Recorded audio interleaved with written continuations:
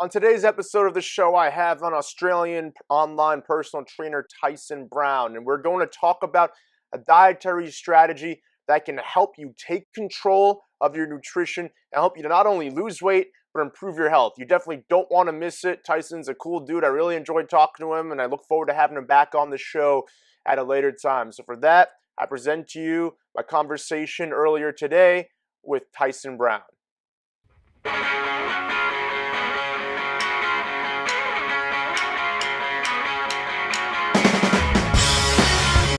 Hey everybody, so I have Tyson Brown here. Today we're going to talk about a dietary strategy that will help you to not only lose weight, but also to improve your health. So a brief thing about Tyson, who's also honored to be the first interviewee on the new Millennial Weight Loss podcast. So Tyson is an Aussie online personal trainer who's been in the fitness industry for over 6 years. And he's teaching people how to lose weight and keep it off without giving up the foods they love through intermittent fasting. Obviously, what we're talking about today. Some fun facts about Tyson. He loves coffee, his morning cold showers. I don't know how you do that, and is a book nerd. Anything else you want to add to that, Tyson? No, that pretty much covers it. Hey, apart from those three things, there's not much too exciting happening in my life at the moment. Hey, man, that's cool. So I know you have a very similar story to me in terms of you were overweight, and then you obviously got that under control for yourself, and now it's your life's work to help other people, and you're doing it virtually, which is something that I've been tailoring myself towards over the last few years. So why don't you share your story, in just a couple of minutes with the folks, and let them know, what your battles were with whether it was obesity or just being overweight, and then, where you've gone from there. Yeah, cool. So, like, I was never obese as a kid, but I was overweight. Like, I had a really, really bad diet. I mean, typical breakfast for me would either be like mac and cheese in the morning, or it would be, on the way to school, stop off and get a Subway sandwich, get everything, get the soft drink, get all that stuff. And it was just a terrible diet all the time. And when I realized, I think it was like, I was in my teen years and I started to realize I was overweight, but obviously girls played a big factor in that time too. And so I was like, I need to be able to lose the weight. I need to do something. And that's when I went to the guy who knows it all, the supplement guy, right? I went and asked him, and he gave me the diet plan and sold me his supplements. He's like, yep, you're good to go. And so I lost the weight. Like, I started losing weight because all I was eating pretty much was raw chicken breast, like, bland chicken breast with the brown rice and the broccoli and all those things. And it really worked for me, but I became too strict. And what happened was when I lost all the weight, I was really scared to go back to how I was eating. And I was like, I can't, I wouldn't want to go out with friends and family to dinner. I would stress out because I couldn't weigh my food, things like that. It was typically like I was living the actual strict bodybuilding diet when I wasn't even trying to build a bodybuilder. And then there was times where I'd binge, like I'd have the opposite effect. And I'd go to a fridge and I could eat a whole cake at night. It was just that terrible, terrible mindset. And I was like, there's got to be something else out here. So, like most people, jumped on the bodybuildingforums.com, was going through it for ages, and I just happened to stumble across intermittent fasting and went completely against what everyone else is talking about right now. This is back in 2009, 2010, when people just went completely, eat your 6 meals a day, do all that stuff. Yep. And I was like, you know what? I'm going to try it. I need to do something. I can't control myself at the moment. I just kind of just went for it. And ever since I started doing intermittent fasting, I found that I would still eat 90, I still eat now 90 to 80% whole nutritious food all the time, but I could still have that little bit of, let's say, treat food every now and then and not feel guilty about it, and just be able to have better control over my eating. And just people started seeing hey, you're getting really good results from it. I had more energy. I was loving the way I was living. And then they would see me eat these really big portions of food, I was still satisfying that fat kid at heart. I was eating my potatoes, I was eating my veggies, but I was feeling full after my meal. I was like, man, this is great. And then so I started teaching more and more people about it. And basically this has kind of just become my way of living, because it's not a strict diet. You still should be eating 80 to 90% of your whole nutritious foods, but having the little play around in there is the most, I feel like it's the most livable way for people too. And that's why I've been teaching it. Absolutely, man. Yeah, and that's something that I found out about over the last couple of years. And same thing, I heard about it on bodybuilding forums, and same thing on my journey. I got very strict myself, and at first it was with calorie counting, portion control. I was literally measuring things out in my kitchen all the time, whether it was takeout or I was making it at home. And then I kind of went nuts about that. So I went almost the reverse other direction, where at first I went paleo, then I went keto. And then obviously with keto, you got to take these certain macronutrient ranges and, eat X% fat and protein. And that also, I did that for 6 months and I was burnt out. So when I found intermittent fasting, you're 100% right, where yes, you still need to prioritize the healthy foods, but there is that wiggle room. And because you're only eating within a small window throughout the day, and we'll get into that in just a second, just to inform folks who may not be as familiar with intermittent fasting as you or I are, it really does help to kind of quell any damage that can be done. Whereas, like you said, eating 6 meals a day, if you're eating garbage throughout the day, it's not going to help. Whereas if you're eating it in a smaller window, there's a much lower likelihood that you're going to eat a great deal of it. So before we get into that, let's talk a little bit about intermittent fasting and what it is. For the folks at home, Tyson, who don't know what intermittent fasting is, if you had to sum it up in a few sentences, what would you say it is? Okay, so first of all, the first thing I'll say is never think of intermittent fasting as a diet, because it's not. It's a lifestyle approach. You are not following a certain specific type of food that you have to eat in this period. It's simply controlling times where you are eating and times where you're not eating. So everyone does it during the day.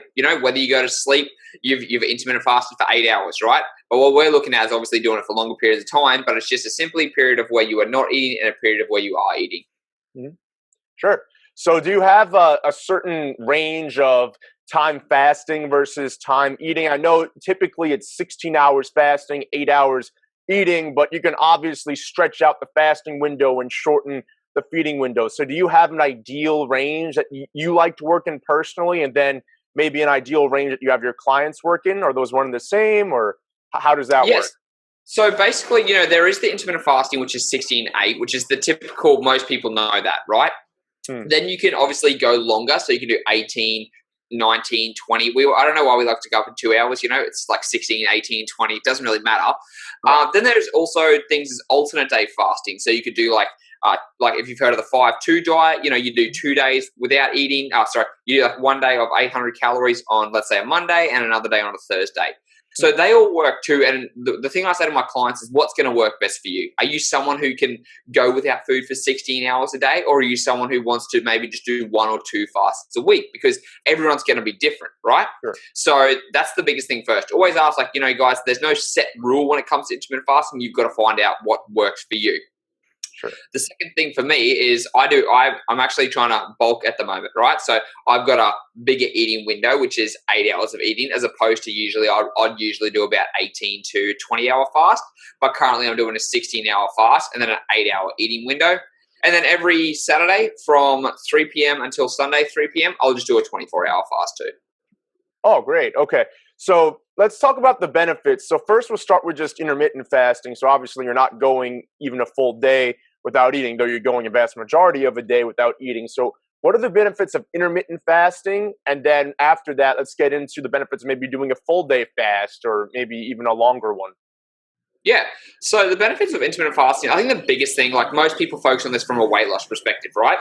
And so I think the biggest benefit is you just get to control what you eat in a shorter amount of time. Because the less you have to think about food, the less you have to worry about what you put on your plate, you're just less likely to eat bad food over time when you have that shorter window. So it's more about being able to control when you're eating during the day. And I like that. Like, it gives everyone that sense of control, right? That's a big benefit for people. Another thing that people notice is they have better mental focus and more productivity because they're not thinking about food. And when you actually eat, you're taking blood flow away from your brain and it's going to your digestive system, right? And so that's when people, they can feel sluggish. They can just, you don't have as much mental concentration. But when you don't have that food, you don't have to think about it. You can just be on point, whether it be at work, whether it be doing whatever it is. You can just be really, really honed and focused in. So they're two of the things. They're probably the biggest things that people notice. But when it comes to other type of things, there's a cell autophagy, which is getting rid of bad cells being replaced with good cells, which obviously, like you said, the longer you fast, the more of that is going to go on too. Mm-hmm. Right. Which leads me to the next question. So is there any benefit to, instead of doing intermittent fasting where 16, 18, 20-hour fast followed by a short feeding window, is there any benefit to doing, I know you said you personally do a full day fast from, Saturday 3 p.m. to Sunday 3 p.m. So what's the benefit of doing that versus, maybe just doing a 16-8 ritual throughout the week? Okay, so for me, I do it because there's a cellular cleanup that happens in your body when you go. The longer you fast, the more your body doesn't have to work on digesting and breaking down food. So then it can go into other processes in the body, getting rid of bad cells. Like it's called cellular. Like there's autophagy. There's things like that that happen in the body, and also it kind of just gives you a reset. Let's say you've had a couple of bad days of eating or anything like that. You're resetting your palate. You're resetting the way your hunger cues are, and you're kind of just giving your body time to rest and recover, which is really, really important. For me, I have a couple of digestive issues too on occasion, and when I get to let my stomach just rest, it's going to be a bit TMI, but I have better, I just go to the bathroom better when I do that longer term fast because it gives my digestion system time to just kind of catch up. So the big benefits, like if people are just doing it for weight loss, I really wouldn't recommend you try and do these 24, 48, 72-hour fasts because they're not all like the longer term fasting. You're risking muscle loss, first of all. Sure. Number two, people do it because they want the quick result, right? Oh, I want to see another 5 or 10 pounds gone. And you shouldn't be doing that because that actually develops an unhealthy relationship with food too. Mm-hmm.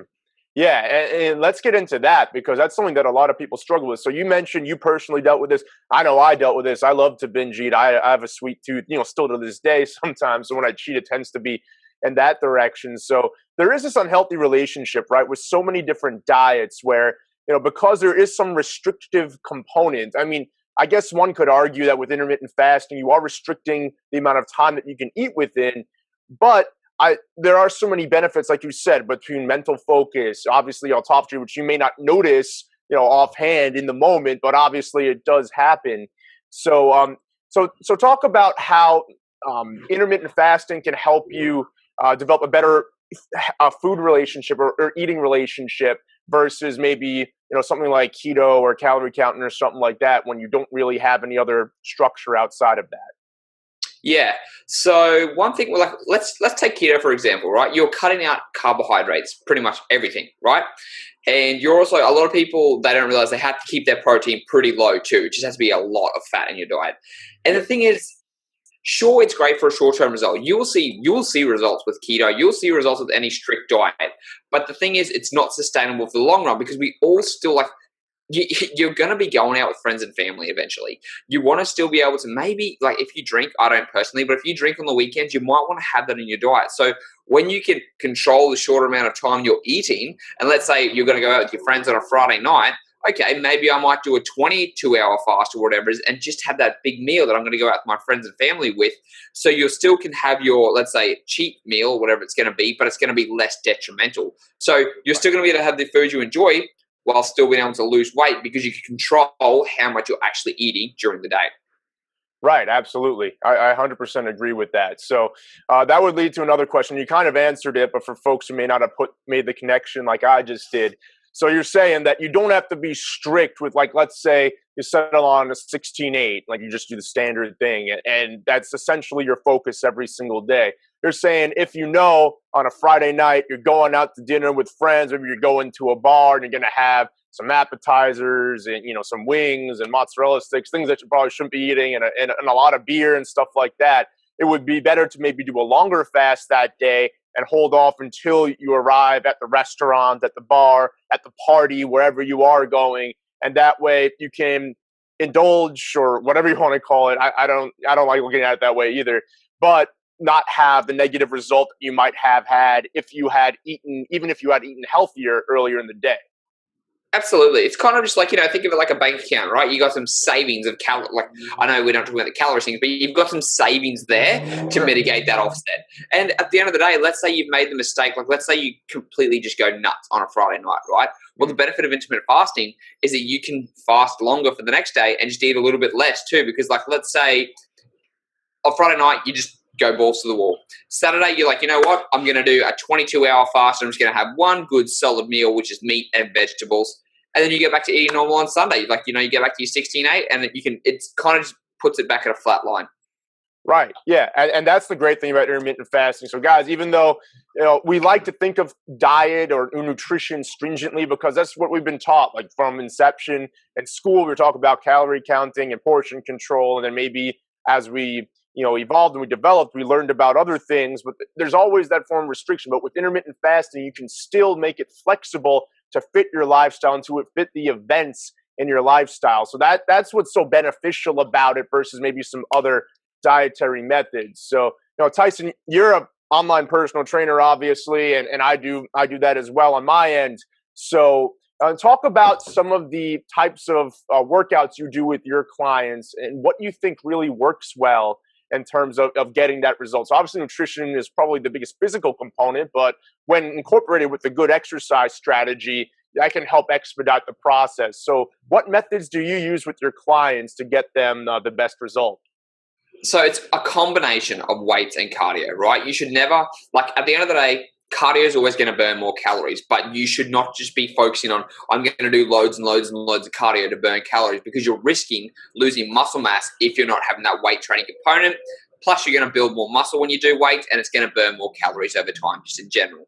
So it always depends on the person, right? You might be someone who lives a very, very busy lifestyle and you can only train 4 days a week. So I would combine it with 2 days of weight training, full body routines, and then 2 days of cardio routines.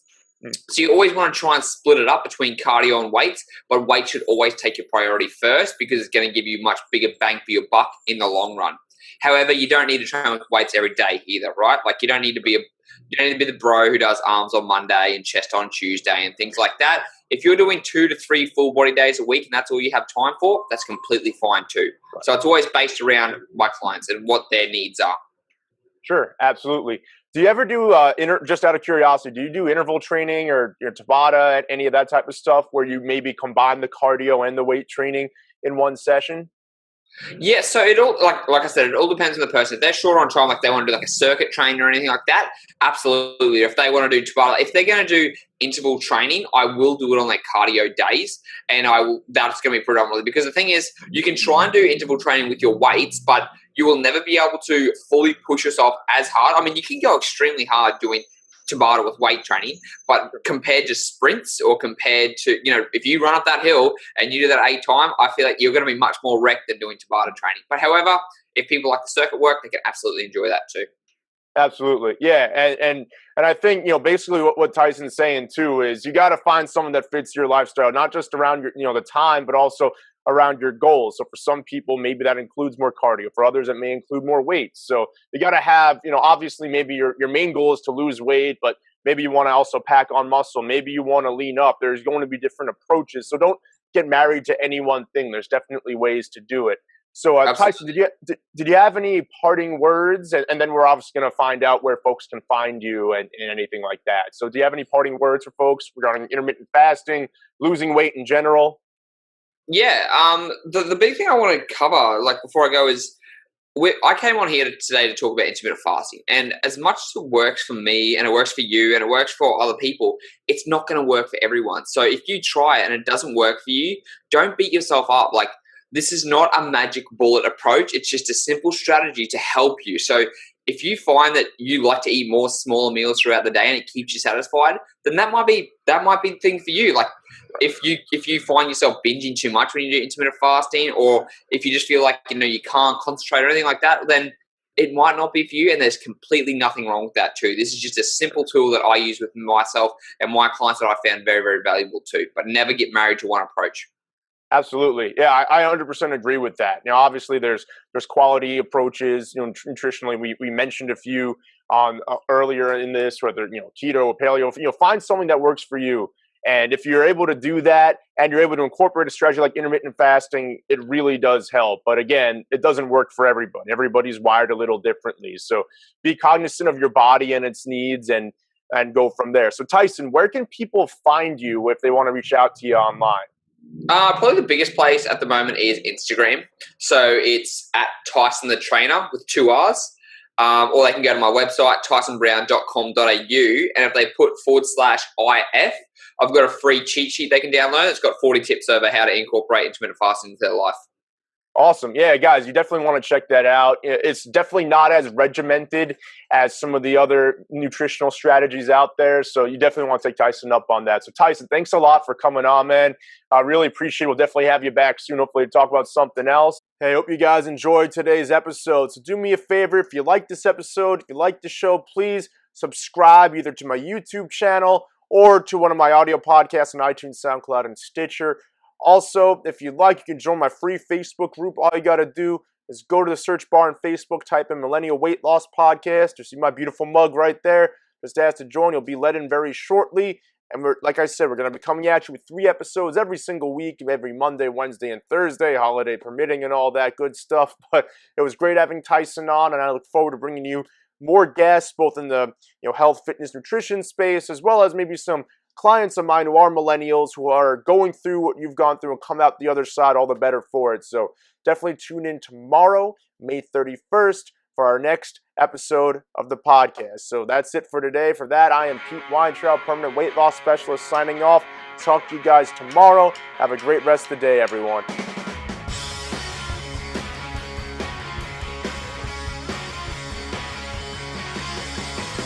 She's a little bit vulgar.